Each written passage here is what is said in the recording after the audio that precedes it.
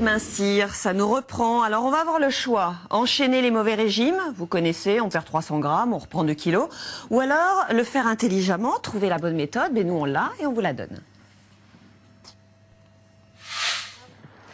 Au menu de à la carte, la marche à pied, nouvelle recette miracle pour maigrir selon certaines études. Pour éliminer ces kilos en trop, marcher serait même plus efficace que courir. Une façon de garder la ligne en douceur. Pour moi, l'intérêt de la marche, c'est la fluidité. Je trouve ça plus facile que de courir. C'est moins douloureux ? C'est moins douloureux, exactement. Il y a moins d'impact, on s'essouffle moins. Je trouve que c'est plus dans la continuité et pour un même résultat en fin de compte. Allier gastronomie et minceur, un nouveau challenge pour les maîtres cuisiniers de France. Michel Blanchet nous fera saliver avec un menu à base d'asperges, filets de barbu et salade de fraises à la fleur d'oranger. Un maximum de saveur pour un minimum de dégâts. Si on y ajoute une coupe de champagne c'est environ 100 calories, ou un verre de vin et avec un morceau de pain, eh bien vous pouvez vous régaler et régaler tous vos sens sans affoler la balance. Allez, c'est du direct à la carte. Vous le savez, vous intervenez par SMS, 5 15 15 par internet, france3.fr. Jean-Michel Cohen, nutritionniste, bonjour. Bonjour. Alors, vous allez éviter le discours, il faut bouger, avoir une hygiène alimentaire, accepter les 2 kilos superflus. On la connaît par cœur, l'histoire. Non, mais on est d'accord. Nous, on veut savoir comment on va maigrir. Oui, grosso modo, ce que vous voulez savoir, c'est, ce qu'on me pose comme question régulièrement. J'ai besoin de faire un régime, donnez-le-moi rapidement, je voudrais perdre 1 kilo dans la semaine. Allez, tiens, 1 kilo en une semaine. Je vous dis ce que je fais moi en général. Quand j'ai besoin de perdre rapidement du poids, le matin, je vais prendre un petit déjeuner avec un café ou un thé. Je vais prendre 250 grammes de fromage blanc à 0% parce que c'est un produit particulièrement rassasiant. Je vais prendre un fruit, mais je vais choisir celui que j'aime. Je ne vais pas m'imposer un fruit que j'aime pas. Le midi, je vais essayer d'avoir une viande grillée ou un poisson avec une assiette de légumes, mais vraiment conséquente pour me rassasier. Je prendrai un laitage et un fruit. Dans l'après-midi, je prévois une collation parce que je me connais. Émotionnellement, j'ai besoin de ça. Je prendrai 2 biscottes avec un petit carré de chocolat. Et 2 biscottes et le carré de chocolat. Oui, parce que c'est pas interdit le chocolat, c'est pas interdit les biscottes. On est là pour déstigmatiser les aliments. Et le soir, en général, je fais le même repas que le midi. C'est un morceau de viande cuit sans matière grasse, ou un morceau de poisson, ou une autre protéine, des œufs ou du jambon, du fromage. Et cette fois-ci, en plus des légumes, je vais ajouter une petite dose de féculents pour 2 raisons. D'abord parce que j'ai besoin de me rassasier, et ensuite parce que ça contient un petit élément, le tryptophane, qui favorise l'endormissement. Et quand j'ai faim, j'ai souvent du mal à m'endormir. Et je finirai toujours par un yaourt et un fruit, ou un petit bout de fromage et un petit bout de pain. Et j'ai pas fini, et à la fin, je prévoirai éventuellement quelque chose pour grignoter devant la télévision, parce que je sais que c'est mon péché mignon. Et si vous voulez ma recette personnelle, ce sont des petits bouts d'ananas surgelés que j'achète dans les supermarchés et que je grignote en faisant ce que j'ai à faire. Et ça, c'est 1 kilo dans la semaine. Oui, ça c'est une recette garantie pour 1 kilo dans la semaine. Oui. Et on ne reprend pas. Parce que dès qu'on va... Attendez, on va pas tenir ça pendant 6 mois. Dès qu'on va remettre un apéritif, dès qu'on va remettre un gâteau, on va pas le reprendre. On va en parler toute l'émission. On reprendra forcément du poids pour une simple raison, c'est parce que chaque fois que vous tentez d'obtenir un poids qui est contre votre poids génétique, alors à ce moment-là, vous aurez tendance, sauf à rester au régime jusqu'à la fin de vos jours, à reprendre votre poids. C'est le thème de mon livre cette année et c'est ce qu'on décrit tous ces temps-ci à l'heure actuelle. Donc vous êtes en train de me dire que ça, soit je le fais ad vitam aeternam, soit je le reprends. Vous ne ferez pas la même alimentation, mais probablement que vous serez obligé de vous contrôler et j'essaierai de l'adapter au fur et à mesure. Hibou, Jean-Philippe Zermati, également nutritionniste, mais vous n'avez pas l'air d'être d'accord. Non, je vois pas l'intérêt de perdre des kilos pour les reprendre. Se faire plaisir, ne serait-ce que momentanément. Si on les reprend qu'en octobre, bon, on a toujours gagné l'été. Si ça se passait comme ça, si c'était totalement inoffensif, si on pouvait simplement les perdre et les reprendre, ça serait parfait. Mais c'est pas comme ça que ça se passe. Quand vous faites des régimes, vous aggravez les rapports que vous avez avec l'alimentation, vous les dégradez. Ça génère des troubles du comportement alimentaire et on sait très bien, Jean-Michel le sait et tous les autres nutritionnistes aussi, que quand on perd du poids, il arrive bien souvent qu'on en reprenne plus. C'est l'effet yo-yo. Oui, mais on sait aujourd'hui comment on regrossit. On sait aujourd'hui que quand les gens grossissent, ils peuvent grossir de 2 façons. Une manière réversible et une manière irréversible. C'est quoi ça? Ils peuvent grossir en augmentant la taille de leurs cellules graisseuses. C'est réversible, ce sont les vénards ceux-là. Quand ils grossissent, la taille des cellules augmente, il suffit qu'ils arrêtent de trop manger et ils remaigrissent. Et puis ils peuvent aussi grossir en multipliant le nombre de leurs cellules graisseuses. Et ça c'est irréversible. Quand une cellule s'installe, elle ne disparaît plus jamais. Donc de régime en régime, ce qui se passe, c'est que peu à peu, le fameux poids d'équilibre dont on vient de parler s'élève. Alors, moi je vous dis, je ne vois pas bien l'intérêt de perdre des kilos pour en reprendre un peu plus chaque année, et même à chaque régime si vous en faites plusieurs fois dans l'année. Moi je veux quand même en perdre 2 là, avant la plage et avant l'été. Alors aujourd'hui c'est le printemps, c'est ce soir, le printemps. Est-ce que si je m'y prends maintenant, je vais quand même arriver à un petit quelque chose avant l'été? Alors, moi j'adore mon copain Jean-Philippe et je voudrais dire que cette année, j'aimerais bien qu'on développe l'idée d'une nutrition positive. Ça veut dire que ce que j'appelle la nutrition positive, c'est... je me plains qu'on ait eu des messages dans tous les sens qui nous ont fait confuser. C'est-à-dire que par exemple, le lundi, on vous dit qu'il faut éviter d'être gros parce que sinon vous serez ou idiot ou vous allez mourir plus vite. Le lendemain, on vous dit pour éviter d'être gros, il ne faut pas manger de sucre. Et le troisième jour, on vous dit si vous le remplacez par l'aspartame, vous aurez le cancer. Et le quatrième, on vous dit qu'il vous faut... Ça devient complètement hystérique. À côté de ça, on a des médecins qui sortent de leur chapeau de temps en temps des méthodes miracles auxquelles les gens adhèrent parce que ça va vite les premiers temps. La publicité faite leur suffit en général, bien que ça ne marche pas dans le moyen terme. Et j'avais développé cette idée de régime universel parce qu'aujourd'hui, on a des contraintes. Les contraintes, c'est que, on est obligé d'avoir une alimentation santé. On connaît les rapports du corps avec la santé. Donc ça veut dire qu'on a une gamme d'aliments qu'on est obligé d'isoler pour protéger notre corps. 2, on sait qu'il ne faut pas avoir faim pour suivre un régime. Sinon, effectivement, Jean-Philippe a raison, ça déclenche inévitablement des troubles du comportement alimentaire dont on a beaucoup de mal à se débarrasser. Troisièmement, on sait également que seuls les régimes modérément restrictifs fonctionnent et il faut trouver l'équilibre entre ce qu'il est acceptable pour les gens de faire et les régimes trop restrictifs qui vont déclencher des comportements alimentaires. Mais c'est subjectif, c'est-à-dire restrictif pour moi, c'est pas forcément restrictif pour le voisin. Contrairement à toi, Jean-Philippe, moi je pense qu'on a le droit de demander de maigrir parce que avant, au XVIIIe siècle, les femmes portaient des corsets pour être minces. Aujourd'hui, le régime, c'est comme une espèce de corset qu'on va porter. Pour d'autres, c'est une béquille, pour d'autres, c'est une jambe de bois. C'est pas grave. Et ils reprendront, ok. Mais pourquoi ne pas refaire des cycles de régime? C'est pas grave. Parce que ce n'est pas tout simplement pas raisonnable. Aujourd'hui, d'abord, on ne peut pas ignorer ce qu'on sait sur tous ces régimes. Ces régimes, ils sont évalués. Le régime universel dont tu parles, qui est le régime équilibré, il a été évalué. Oui. Les résultats, on les connaît. Avec ce régime. Oui. Avec ce régime, les gens maigrissent, ils regrossissent. Et moi, je vous dis que quand on maigrit et qu'on regrossit, ça n'a absolument rien d'anodin. Ni pour le poids, ni pour les aspects psychologiques et les troubles du comportement alimentaire. Donc aujourd'hui, sachant ce qu'on sait, je le dis, faire un régime, c'est être complètement kamikaze. Je vais vous faire hurler. Kamikaze. Je vais vous faire hurler, il y a des questions qui arrivent. Et la première, parce que c'est très en vogue, le jeûne. Les conseils d'une amie, nous dit Myriam, j'ai testé le jeûne, pas très concluant. Moi, j'ai vu un reportage où on les fait jeûner pendant 10 jours, je peux vous garantir qu'ils maigrissent là. Hein. Mais bien sûr, mais attendez, maigrir... Écoutez, vous vouliez perdre 2 kilos, mais pourquoi vous arrêtez à 2? Vous seriez peut-être beaucoup mieux avec 3 ou 4. Ce n'est pas un problème, je vous assure. Vous pouvez atteindre le poids que vous voulez. Mais ça, on s'en moque. On s'en moque. Il ne s'agit pas de savoir quel est le poids que vous pouvez atteindre. Il s'agit de connaître le poids que vous serez capable de maintenir. Et ça n'a absolument rien à voir. Parce que le poids que vous pouvez maintenir, c'est ce fameux poids d'équilibre qui, lui, est programmé génétiquement. Alors, on a fait un test au bureau, parce qu'il y a beaucoup de femmes. Et ben, le poids d'équilibre, c'est toujours 2 kilos au-dessus du poids où elles s'aiment. Donc, il y a quand même un souci. Alors, ma réponse est différente. C'est la chose suivante. Moi, j'admets que les femmes veuillent avoir la silhouette qu'elles ont parce que je considère qu'il faut rechercher une harmonie entre le corps et l'esprit. Je suis tout à fait d'accord pour dire qu'il n'y a pas de régime définitif. Mais ça remonte le moral. Enfin, sauf qu'il faut compléter. On a une silhouette, on se trouve belle, ça remonte le moral. Mais je suis tout à fait d'accord. Et moi, je complète ça en disant simplement que, et je connais le sujet puisque je le pratique depuis 30 ans, la malhonnêteté, c'est de dire vous faites un régime, vous arrêtez et c'est réglé. C'est faux. Si vous ne changez pas, le régime n'est que la première marche d'un changement de comportement alimentaire et de modèle alimentaire. Et si ce travail est bien fait, alors oui, on peut espérer rester un peu plus longtemps mince que les autres, mais on risque de reprendre, c'est vrai. Nathalie demande comment est-ce qu'on évite l'effet yo-yo? Mais on ne peut pas l'éviter.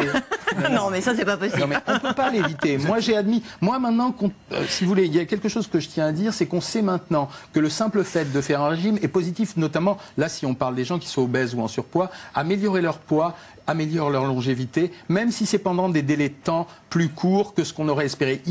On ne peut pas éviter l'effet yo-yo, sauf à rester en permanence en situation de contrôle alimentaire. Est-ce que 2 kilos de plus l'hiver que l'été, parce que là, ça c'est rien. C'est pas un effet yo-yo, ça. Non, c'est une variation. C'est une variation saisonnière. C'est de la cosmétique. C'est tout à fait acceptable. C'est de la cosmétique. Enfin, je veux dire, si les gens se restent dans une fourchette de 2, même 3 kilos sur le. Oui, voilà, c'est de la cosmétique, ça. Des nutritionnistes affirment que l'eau permet d'éliminer et de maigrir. Est-ce que c'est vrai ou est-ce que c'est une arnaque? Enfin, ça c'est une arnaque. Il n'y a pas l'eau qu'on a... Je vais vous donner un exemple. L'eau, elle mange la graisse et elle vous avez lu s'élimine. tous cette étude stupide de quelqu'un qui nous a raconté que les Français ne buvaient pas assez d'eau, qu'ils devraient boire 1,5 litre, ça a été présenté dans un congrès, et qu'ils en buvaient 1,37 litre. Franchement, dépenser de l'argent pour nous dire qu'il faut boire un verre d'eau en plus, c'est vraiment archi débile, quoi. Et vous l'avez jamais dit qu'il fallait boire de l'eau? Dans un régime, on fait boire de l'eau pour maigrir. Nous, dans dans un un régime, pour être hydraté, tout simplement. voilà. C'est bien d'être hydraté. Quand on fait boire de l'eau plus dans un régime, c'est parce qu'on espère que l'eau bue va combler la vacuité gastrique et calmer la sensation de faim, mais c'est très éphémère. Et il vaut mieux boire. Marie-Jeanne, il faut 60 millions de consommateurs. Oui, rentrent moi dans le jeu, j'écoute, je suis dans ce combat de nutritionnistes. oui, parce que en même temps, on voit les problèmes qu'ont les consommateurs qui sont tiraillés. C'est encore, j'ai envie de dire, c'est presque de pire en pire.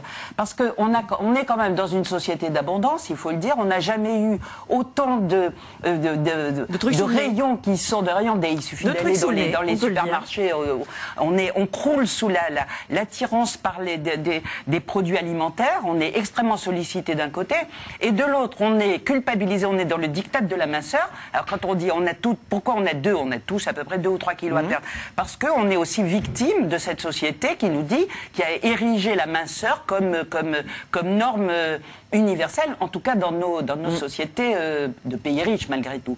Et ça, je dis qu'il faut résister à l'un comme à l'autre. Il faut que nous soyons, alors il ne faut pas forcément accepter son poids, parce qu'en plus de ça, que la petite voisine, elle y résiste pas. Elle à perdre 5 kilos. Par rapport non, pas 5, 2 moi aussi. Mais bien sûr, moi aussi, mais je résiste. Quand je parle de... Et puis, il y a un côté encore plus grave en ce moment. On est culpabilisé parce qu'on risque de devenir obèse et de rendre nos enfants obèses. Donc là, avec toutes les conséquences que ça produit, on génère de l'anxiété, et ça, je dis, ça suffit. Qu'est-ce qui est gratuit, accessible à tous les âges et partout? La marche. Alors vous allez me dire, la marche, ça fait pas maigrir. Si, ça fait maigrir, la marche. Je vous apporte la preuve en images. À tout de suite. Premier rayon de soleil au Bois de Boulogne, un des coins préférés des coureurs parisiens. Le pas plus ou moins alerte, les traits tirés, le souffle court. Mais qu'importe, c'est bien connu, il faut souffrir pour être beau. Pourtant, certaines études remettent en cause le célèbre dicton. Pour perdre du poids, marcher serait plus efficace que courir. Une hérésie pour cette jogger, presque une insulte au litre de sueur versée. Vous n'y croyez pas, vous? Non, moi je pense que c'est mieux de courir. J'ai pas l'impression en marchant qu'on se dépasse autant que quand on court. Peut-être, mais je veux pas essayer. Vous êtes sceptique? Voilà, exactement. C'est plus efficace de courir. Faut toujours courir pour être en forme. Pour perdre, il faut se faire mal quand même. Ça c'est sûr. Ah oui, il faut quand même se faire mal. Et pourtant, les chiffres sont là. Pour brûler de la graisse, rien ne sert de courir. La marche, nouveau filon des coachs sportifs. C'est justement le programme de la matinée pour Christophe Ruel et sa cliente.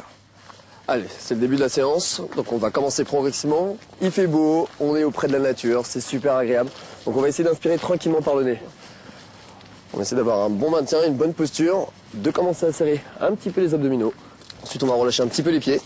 Et on va essayer juste de travailler un tout petit peu plus sur la technique au niveau du pied. C'est-à-dire qu'on va déposer le talon, dérouler le pied et aller jusqu'au bout sur la pointe de pied.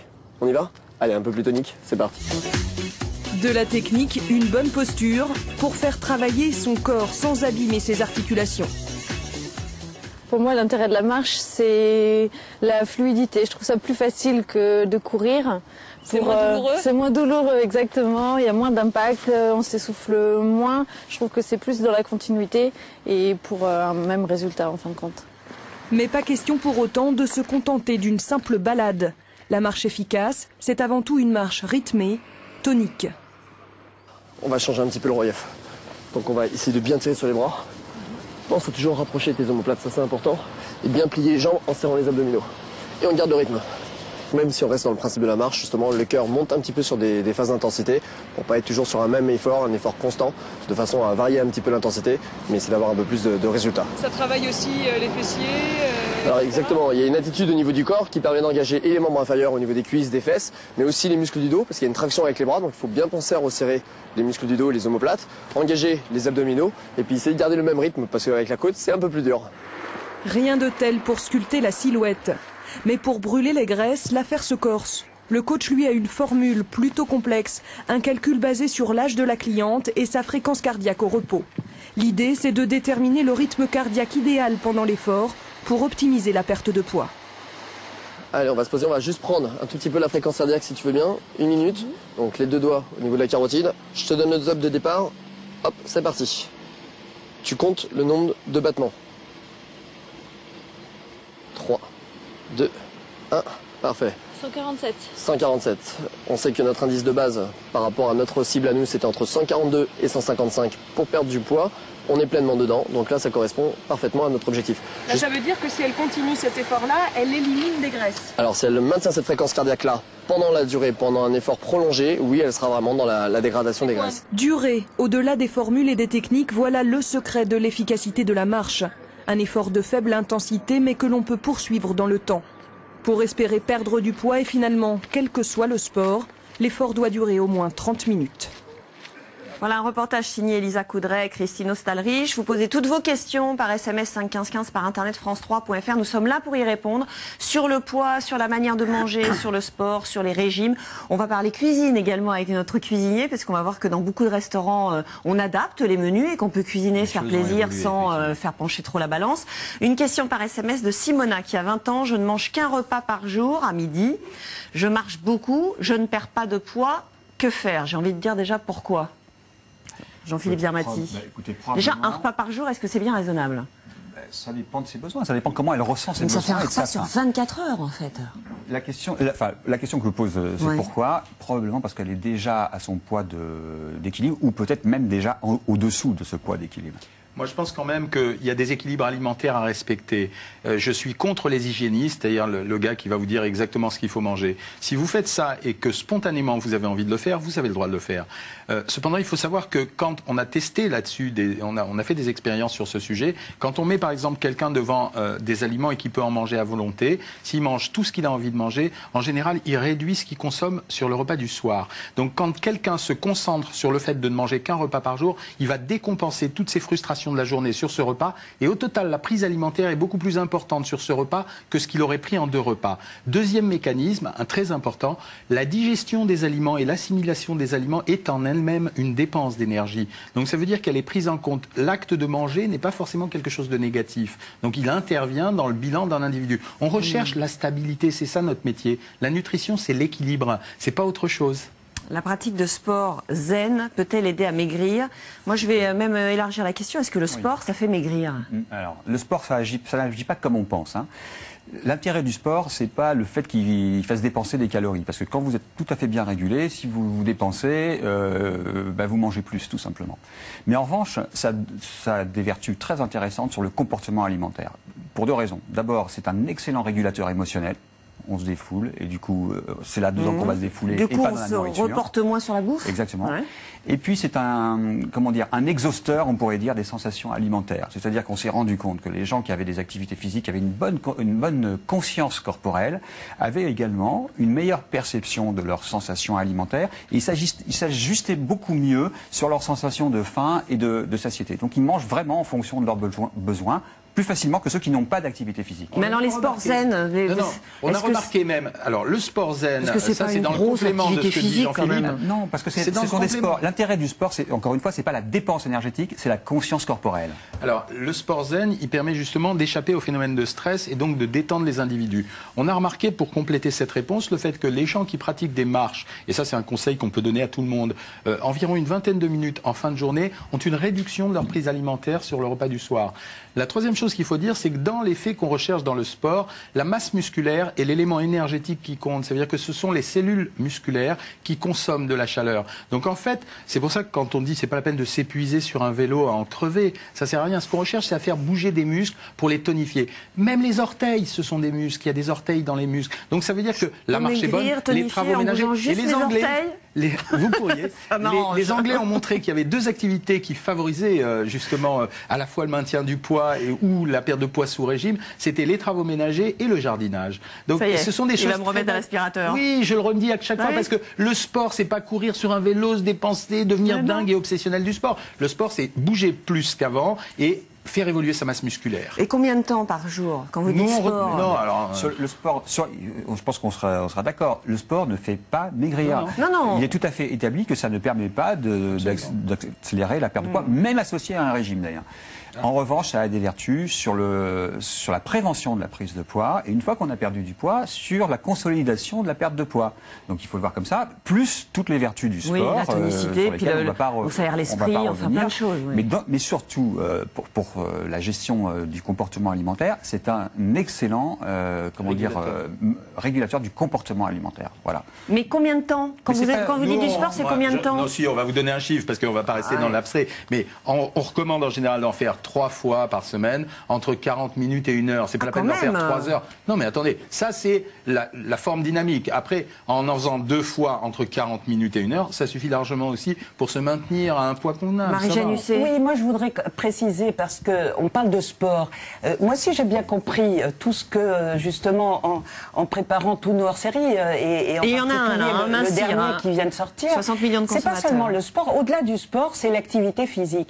Et j'ai envie de dire que c'est même une activité physique qu'on doit faire avec plaisir. Et moi je trouve ça très intéressant, cette notion du plaisir qui vient non seulement se nourrir avec plaisir, réintégrer le plaisir dans la façon de manger, mais aussi dans l'activité physique. Voilà, une activité physique qui fait plaisir. 1 heure de sport, si on s'embête à faire ça, eh bien on la fera une fois et on la fera pas à répétition. Il ne faut pas faire le sport comme un régime. Il faut le faire exactement par plaisir. Et je vais revenir sur ce que vient de dire Marie-Jeanne, parce que la notion de plaisir, c'est une notion qui est galvaudée et pourtant qui est totalement fondamentale. C'est-à-dire qu'en fait, on ne prescrit pas le plaisir d'abord, ça ne se prescrit pas, et il ne s'agit pas d'éprouver du plaisir pour se faire plaisir. Ce qu'il faut comprendre, c'est que sans le plaisir, personne même n'attendrait d'avoir faim pour manger.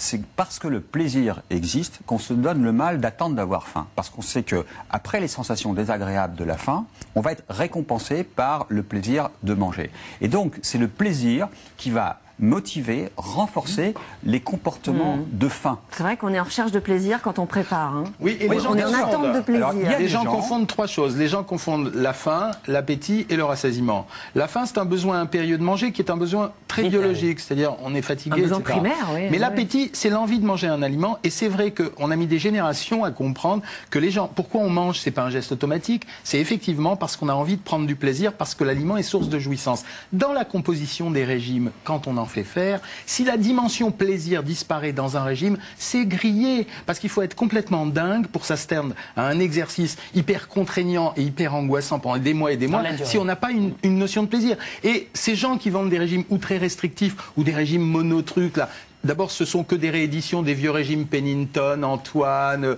etc., qu'on a connus dans le passé. Ce sont des réussites à court terme, mais qui provoquent effectivement plein de dégâts. Donc, chaque nutritionniste y est allé de sa petite méthode de régime et de son petit... Je suis désolé parce que vous en consommez. Hein. Alors, excusez-moi, mais c'est parce que vous en consommez. Il y a quand même une convergence. C'est parce que vous en consommez. Aujourd'hui, il y a quand même des consensus. Oui, les sérieux. On peut pas dire n'importe quoi. Il y a tout de même mondialement des consensus sur ce que c'est que l'alimentation santé. Mais vous en consommez. Quand je dis maigrir le grand mensonge, c'est parce que pourquoi tel journal qui se prétend sérieux met en avant une méthode totalement débile alors que plein de médecins lui ont dit que c'était débile? Pourquoi un média va montrer uniquement des anorexiques ou des super obèses alors qu'en fait le problème des gens c'est la moyenne qui nous intéresse parce que statistiquement c'est la plus importante? Pourquoi on laisse vendre dans les parapharmacies des médicaments pour tromper les gens, pour leur faire croire drainer, brûler, déstocker, éliminer alors qu'on sait pertinemment que ça ne marche pas? Et tout le monde est responsable.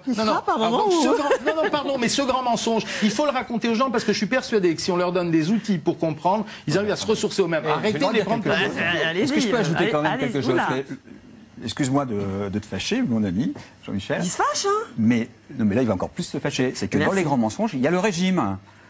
Mais ça, c'est 2 écoles différentes. Non, c'est pas la même chose. Mais non, il faut aller. Écoute, on peut pas faire le tri. Non, on ne peut pas faire le tri dans les études scientifiques. Les régimes ont été évalués et nous savons que personne ne peut les tenir. C'est quoi? C'est 2 tiers d'échecs? 95% d'échecs. 95% d'échecs dans les évaluations sérieuses.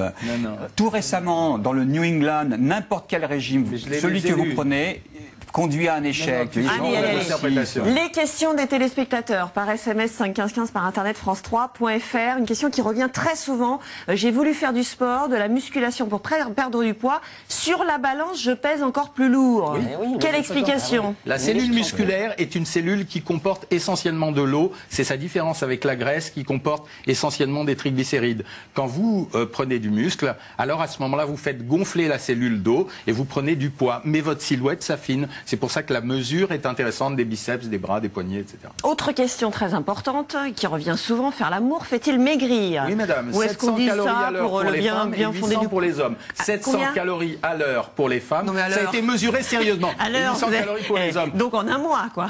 À l'heure, c'est qui votre mari? Non, mais vous rigolez, quoi. Excusez-moi. À l'heure. À l'heure, Jean-Philippe, t'es d'accord?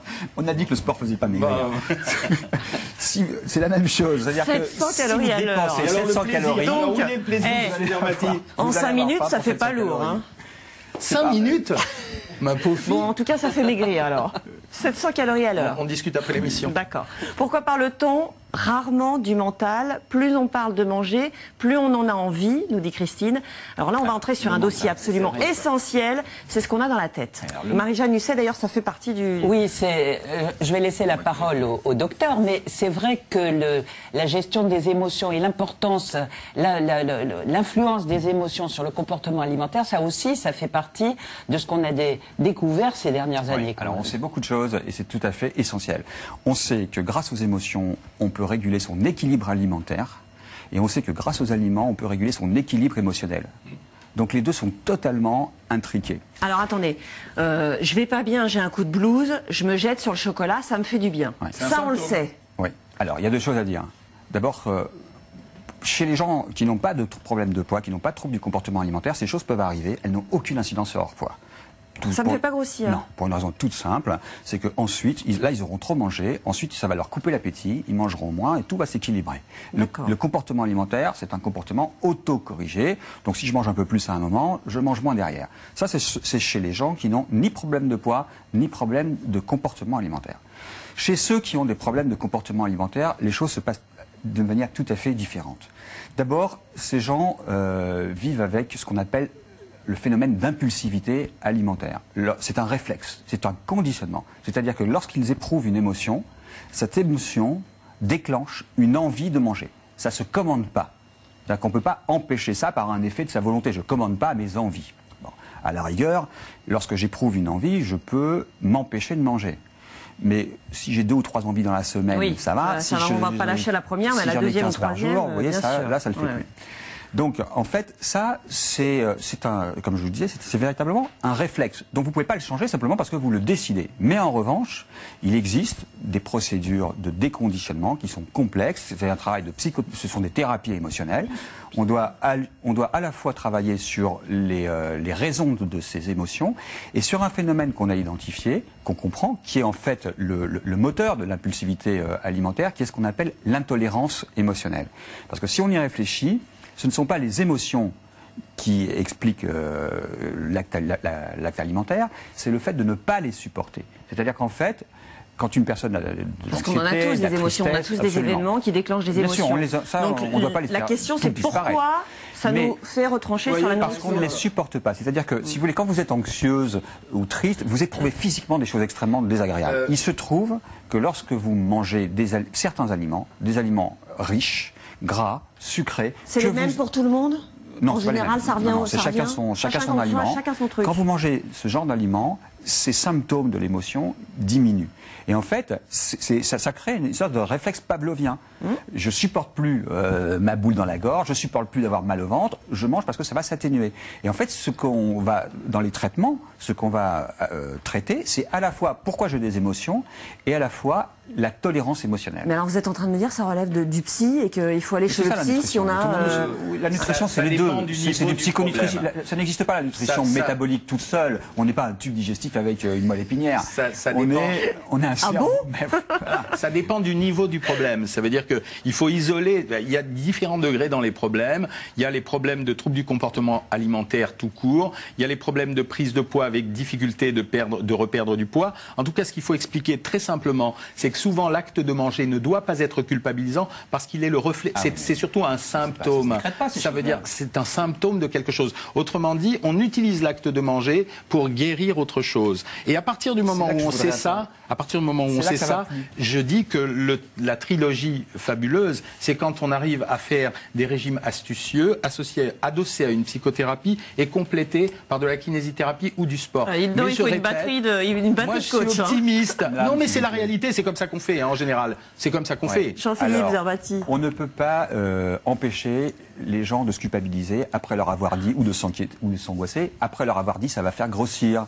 On ne peut pas dire aux gens le chocolat ça fait grossir, mais quand vous en mangez, vous culpabilisez pas. Non, c'est trop de chocolat qui fait grossir. Mais trop, ça ne veut absolument rien dire. Mais si, ça veut dire quand même c'est combien quelque chose. Mais on est tous pareils, la tablette on la termine ou alors on n'est pas raisonnable pour des tas de raisons de consommer plus d'une demi-tablette par jour, ne serait-ce que pour des consommations, des raisons de consommation d'acides gras trans. C'est juste ça. Mais occasionnellement, on peut manger même 2 tablettes de chocolat. Oui, mais occasionnellement. Oui, occasionnellement. C'est toujours les minces comme toi qui parlent. Alors, les gens qui vont manger une tablette de chocolat parce qu'ils ont par exemple une compulsion alimentaire ou parce qu'ils se font une éclatade au chocolat, ils ne pourront pas manger le chocolat sans se culpabiliser. Ils ne pourront pas le manger sans s'angoisser et se culpabiliser. Et c'est là, excusez-moi, mais que les émotions réinterviennent. Quand vous mangez, vous avez ce qu'on appelle des émotions induites. C'est-à-dire que la relation que vous avez avec la nourriture induit des émotions. Par exemple, un végétarien, quand il regarde un plat d'épinards, il éprouve du contentement. Et quand il regarde une côte de bœuf, il peut pas. Solution. Il n'y arrive pas. Bon, alors, c'est ça qu'on appelle les émotions induites. J'aimerais bien m'éclater devant un plat d'épinards, ça serait génial. Induites, si c'est de la culpabilité ou si c'est de l'anxiété, empêche le rassasiement. Ça veut dire qu'au lieu de 3 carrés de chocolat, vous finissez la tablette. Voilà comment ça se passe la réalité. La dépression fait maigrir. Ça dépend des questions qui arrivent. Alors, ou grossir. Ou grossir, vous dites. Si la dépression, elle trouve un réconfort dans l'alimentation, on va grossir. Si la dépression, elle rend asthénique, ça veut dire qu'on n'a plus envie de rien faire, on est dégoûté même de la nourriture et on perd cette notion de plaisir alimentaire. Alors le plaisir, on le trouve parfois dans les sorties, chez les amis. On se dit quand on fait un régime, c'est peut-être pas le moment. Aller au restaurant, c'est difficile. C'est un parcours du combattant. Ça se fait tranquillement, chez soi, on s'enferme, on voit plus personne et on essaie de tenir bon le plus longtemps possible. Mais c'est ça, monsieur, mais bien sûr. T'es trop pessimiste. Allez, on a un cuisinier avec nous et on part d'abord en banlieue parisienne chez Michel Blanchet, une étoile au Michelin. Comme de nombreux restaurateurs, il s'intéresse à nos petits problèmes de poids et compose des menus qui ne font pas basculer notre balance. Regardez. Et voilà un retour de marché où j'ai pu dénicher déjà quelques morilles fraîches, déjà très odorantes, quelques asperges françaises, de la verte, des artichauts violets, des navets fans, des fraises gariguettes, la fraise de Plougastel, qui sont aussi très odorantes. Et je crois qu'avec ça, on va pouvoir concocter des nouveaux plats pour le printemps qui arrive. Entrée dans le royaume de Michel Blanchet, 45 ans derrière les fourneaux et 30 sous le ciel étoilé des plus grands. La reconnaissance d'une gastronomie raffinée, l'art de la bonne chair goûteuse, mais aussi de plus en plus light. Qu'est-ce qui est prévu au menu? Alors ce soir, je prévois de vous faire un petit peu d'asperges tièdes avec un petit tartare de tomates et une vinaigrette de basilic. Ensuite, un filet de barbu avec une petite fricassée de légumes nouveaux. Et puis une salade d'orange et de fraises avec marinée dans un sirop de fleurs d'oranger. Voilà. Donc ce menu avec un verre de vin ou une coupe de champagne, plus un morceau de pain, ça fait 1200 calories, même un petit peu moins. Voilà. Raisonner en nombre de calories, un non-sens parmi les maîtres cuisiniers il y a encore 20 ans. Mais Michel Blanchet est bien déterminé à faire changer les choses. Selon lui, minceur et gastronomie n'ont plus rien d'antinomique. Démonstration avec ce tartare à base d'asperges, de basilic et de tomates. J'ai passé au blender de l'huile d'olive, un petit peu d'ail, quelques feuilles de basilic, un filet de vinaigre. J'ai bien mixé tout ça et ça m'a donné un coulis. Bon, l'asperge est tout à fait pauvre en calories. Hein. Voilà, je vais démouler ça. Je vais ajouter quelques petites feuilles de shiso. C'est c'est une plante d'origine japonaise qui ressemble un petit peu au basilic pourpre. 300 calories au total pour une entrée rehaussée de quelques notes d'anchois. La suite prendra une teinte océane avec ses filets de barbu, un poisson pauvre en graisse. Le plat peut paraître un peu triste, mais notre maître cuisinier n'a pas dit son dernier mot. Petit écart pour le plaisir des papilles. Et alors là, un petit côté original, je vais prendre un peu de foie gras, foie gras cru, je vais détailler en petits morceaux, et au lieu de monter ma sauce au beurre, je vais la monter avec du foie gras cru. Ça donne un petit côté gastro, puis un alliage terre et mer qui n'est pas désagréable, et puis ça fait un petit velouté qui donne une note de fête, quoi. Il ne faut pas oublier que le restaurant, ça doit être la fête. Hein. Vous avez un plat ici qui est appétissant, qui est très goûteux, et puis que vous pouvez déguster sans retenue. Reste encore quelques calories pour le dessert, placé sous le signe du fruit rouge et des agrumes, délicatement parfumés. C'est une soupe de fraises et d'oranges qui ont été marinées dans un sirop de pétales de rose. Pas besoin de rajouter d'alcool, c'est pas nécessaire. Voilà, je vais dispatcher un petit peu de ces zestes d'orange. On a récupéré la peau, on les a blanchis plusieurs fois, cuit tout doucement dans du sucre. Et voilà un dessert facile à réaliser, frais et peu calorique. Bon, écoutez, voilà ce menu préparé. Donc les asperges, le turbo avec une petite fricassée de légumes nouveaux, la fraise et les oranges avec un sorbet fraise. Un menu qui rentre tout à fait dans la catégorie des 1200 calories. Si on y ajoute une coupe de champagne c'est environ 100 calories, ou un verre de vin et avec un morceau de pain, vous pouvez vous régaler et régaler tous vos sens sans affoler la balance. Un slogan dans l'air du temps et une campagne, la 3e du genre, qui mobilisera cette année encore près de 200 maîtres cuisiniers. Un retour aux légumes anciens pour une gastronomie plus légère et résolument plus moderne. Voilà, un reportage signé Marie-Laurent Emmanuel Bach, avec nous Michael Féval, donc je vous présentais tout à l'heure. Le restaurant, il s'appelle l'Antoine. Oui. Il y a de plus en plus des menus, des plats un peu diète. Enfin, on n'aime pas beaucoup le mot parce forcément, que c'est pas folichon. On s'adapte un petit peu à tout ça, en particulier avec le printemps, l'été qui arrive. Ouais. Déjà pour nous, c'est un réel plaisir parce que les fruits, les légumes sont très colorés et très variés. On va jouer avec ça. Là, il y a juste 3-4 jours, je viens de mettre en place une assiette végétarienne. C'est quoi une assiette végétarienne? Alors, moi, déjà, c'est un mélange de légumes crus et cuits de saison. Alors là, j'ai les premières pointes d'asperges, les radis, des petits artichauts poivrades, les carottes fan, voilà. Et puis c'est surtout selon le marché. Et on va en faire une partie cuite, une partie crue, avec des vinaigrettes. Moi, je fais beaucoup de vinaigrettes à base de fruits. Ou de légumes. C'est quoi une vinaigrette à base de fruits? D'agrumes, c'est génial. Voilà. C'est quoi? Donnez-nous la recette. Je vais prendre tout simplement une orange, un pamplemousse que je vais presser. Je vais les faire légèrement réduire pour leur donner un côté un peu sirupeux sans rajouter de sucre. Et après, je vais les monter avec un filet d'huile d'olive, sel, poivre, éventuellement un petit peu d'épices. Donc c'est là que ça va donner du goût. Du plaisir, on revient à ce qu'on disait tout à l'heure, de l'originaliser quelque part et sans rajouter de mayonnaise ou de choses très compliquées. Moi, je pars du principe que, à mon niveau, la cuisine, ça doit être un plaisir, manger, ça doit être un plaisir et il faut faire avec les saisons, il faut faire avec son envie et je crois qu'il faut revenir aussi à faire la cuisine à la maison. Les épices, c'est un truc de régime, ça ? Ça permet de faire passer un poisson vapeur. Ça permet d'agrémenter, tout comme les herbes. Les herbes, et comme je disais tout à l'heure, moi je joue beaucoup sur les vinaigrettes à base de légumes, de poivrons. C'est très coloré, c'est rouge, jaune, vert. Ça porte un nom. On appelle ça la valeur organoleptique d'un aliment, c'est-à-dire le goût qu'il a et celui qui va nous donner des inspirations même intellectuelles. Et je trouve ça absolument génial. Et quand vous dites les épices, c'est ça la valeur des épices. Une épice, ça évoque d'autres choses aussi. C'est pas seulement de la nourriture, hein. Dans les prises en charge qu'on fait nous avec nos patients, on leur enseigne la dégustation. C'est-à-dire qu'en fait, on leur apprend, en quelque sorte, à manger comme les œnologues boivent. On leur réapprend le goût. C'est ça, en fait. On leur apprend à mettre des mots sur les sens. On décompose tous les sens, le toucher avec la langue, bien sûr, l'ouïe, la vue, l'odorat, les saveurs. On met des mots et on en fait, on essaie d'augmenter l'état de conscience gustatif. Michael Féval, souvent le midi, on déjeune, c'est un sandwich, je sais pas. Est-ce qu'il y a des choses qu'on peut manger comme ça sur le pouce, dans une vie un peu tumultueuse, et qui sont plus équilibrées? Tout à fait, mais je considère que là aussi, le soir, en rentrant à la maison après une journée de travail, on peut très bien faire quelques courses et se préparer soi-même une petite salade pour le lendemain et l'emmener sur son lieu de travail et déguster quelque chose qu'on aura préparé soi-même, avec plaisir, avec les aliments qu'on aura choisis. Et là, on se fera plaisir, on mangera sain, plutôt qu'un sandwich debout. Et le sandwich, on peut mettre quoi dedans quand même? Pour vous décomplexer par rapport à la question, là, je voudrais vous dire juste une chose, c'est que à partir du moment où vous avez faim, il n'y a plus aucun aliment, quel qu'il soit, qui puisse vous faire grossir.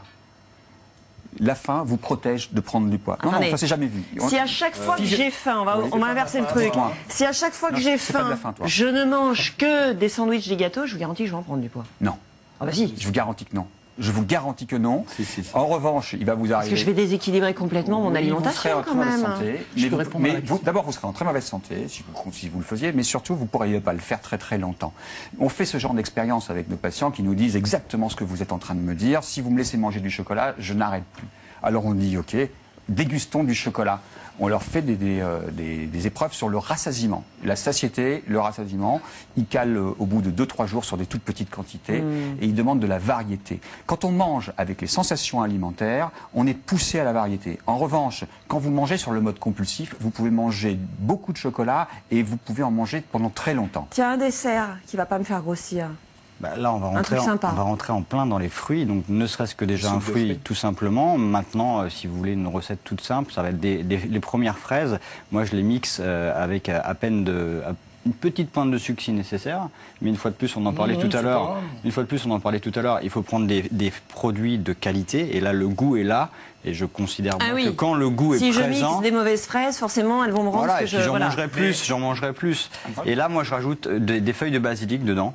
Ou de la coriandre fraîche. Une espèce de soupe mixée, là, voilà, avec quelques feuilles de basilic. Voilà. Et là, une fois de plus, le basilic ou la coriandre va amener une saveur différente, un plaisir intellectuel, gustatif, et ça va changer du quotidien. Pour briser les tabous. La religieuse au chocolat, non, toujours pas, non. Non, mais pour briser les tabous, mais les profiteroles au chocolat, oui. Mais pour briser les tabous, juste, vous avez dit les choses légères à manger le midi, etc. Un sandwich astucieusement composé, ça peut être parfaitement diététique. C'est quoi astucieusement composé? Ça veut dire qu'on va mettre très peu de matière grasse à l'intérieur, des protéines, de la verdure, on mettra du ketchup ou de la moutarde, la salade. Et on prendra jusqu'à un tiers de baguette et ça ira. Un plat de pâtes astucieusement composé, ça peut faire un repas quasiment diététique à condition de mettre une sauce tomate relativement maigre en huile et d'ajouter un peu de viande. Un hamburger, si on le choisit bien, c'est pareil, on prend un cheeseburger ou alors on prend des petits beignets de poulet avec une salade sans les croutons et on prend un fruit. Il y a plein de choses. Une part de pizza individuelle, ça reste un produit allégé. Mais ça, c'est des tabous qui ont été mis sur tout un tas d'aliments et je regrette de dire que ce sont des erreurs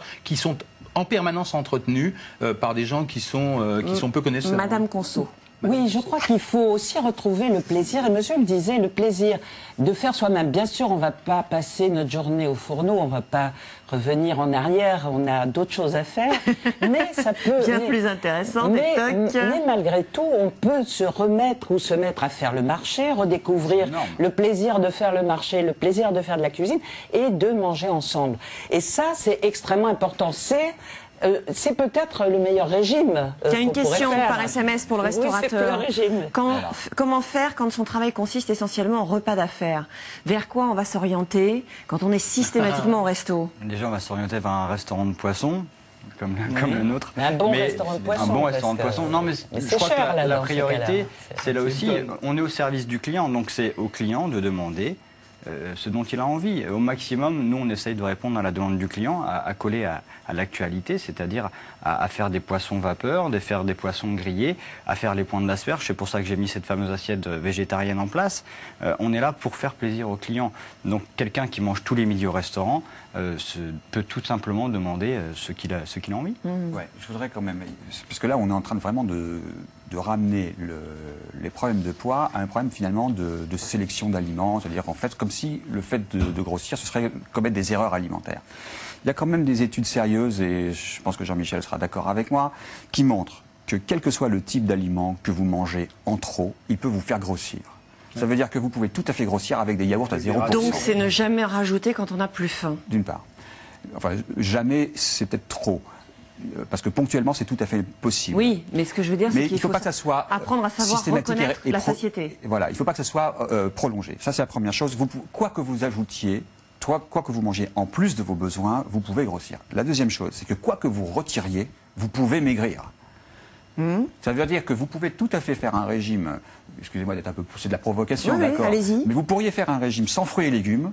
Si vous retirez autant de calories de fromage et de charcuterie, vous obtenez la même perte de poids. Exactement la même chose. Donc ce débat... On peut choisir ce qu'on retire. Ce débat sur qu'est-ce qu'il faut manger très important, pour maigrir ou pour grossir n'a pas de sens. Il suffit de manger en respectant ses sensations alimentaires. Bon. Mais rapidement. Le mot d'affaire. Ce n'est pas si simple de respecter ses sensations alimentaires parce qu'on est conditionné par des recommandations qui nous font manger plus qu'on en a besoin. C'est moi ça. C'est lui. Et parce qu'on a des émotions. C'est terminé, j'ai des choses à dire et 2 minutes. Le 110, c'est très important, c'est tout le week-end sur France Télévisions. C'est le site d'action, c'est une promesse de don et c'est l'avenir de nos enfants. C'est vraiment super important de le faire. Et puis, n'écoutez pas les bêtises, sortez couverts parce que ça reste le préservatif, le seul rempart contre la maladie aujourd'hui. Bon week-end à tous et les régimes, on en reparlera parce que les beaux jours arrivent et on va s'y remettre. Allez, à bientôt, bon week-end, à lundi.